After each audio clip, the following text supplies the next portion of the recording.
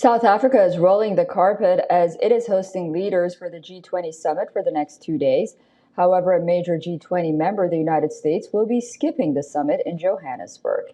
Ties have taken a nosedive since U.S. President Donald Trump met South African President Cyril Ramaphosa at the White House this year. Trump has opted to exclude the United States entirely from the summit, marking the first time in the group's 26-year existence that a member state has not only avoided sending its head of government, but has refused to participate at any level.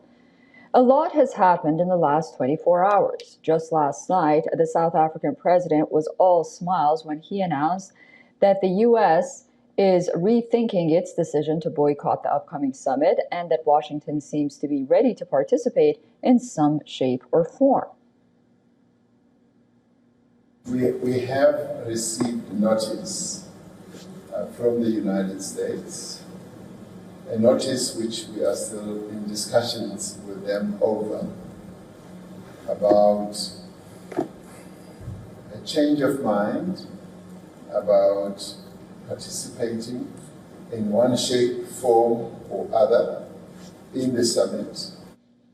The news did not go well at the White House, where Press Secretary Caroline Leavitt said that the South African president was running his mouth. She further added that Ramaphosa's comments are not appreciated by U.S. President Donald Trump and his team.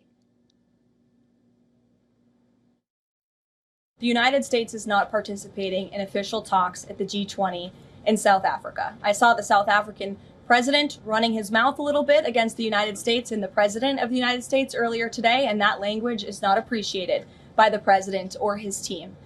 The ambassador or the representative of the embassy in South Africa is simply there to recognize that the United States will be the host of the G20. They are receiving that send-off at the end of the event. They are not there to participate in official talks, despite what the South African president is falsely claiming.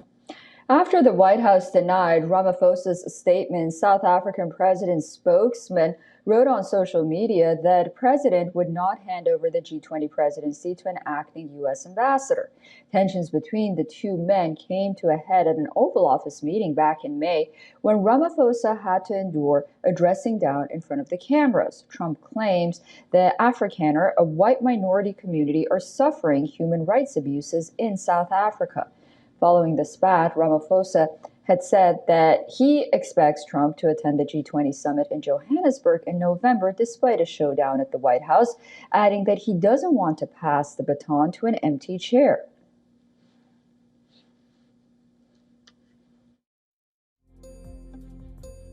I want to hand over the presidency of the G20 to President Trump in November.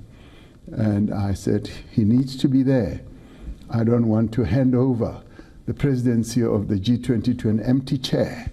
I want to hand it over to him sitting in that chair in November. And he is going to give serious consideration to it. In fact, I expect him to be coming to South Africa. For more on this, our correspondent, Kalden Ongma, has sent us this report from Johannesburg. The 11th hour correspondence from the U.S. to South African government about G20 participation has overshadowed the summit.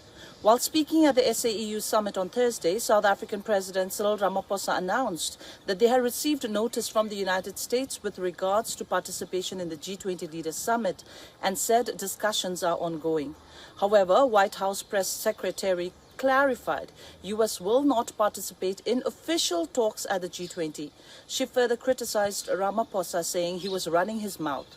The letter that was sent from the American Embassy to South Africa's Department of International Relations and Cooperation stated that the U.S. delegations attending the summit will be led by U.S. Charge d'Affaires in Pretoria, and they will participate in G20 presidency handover ceremony as part of the closing session on November 23rd.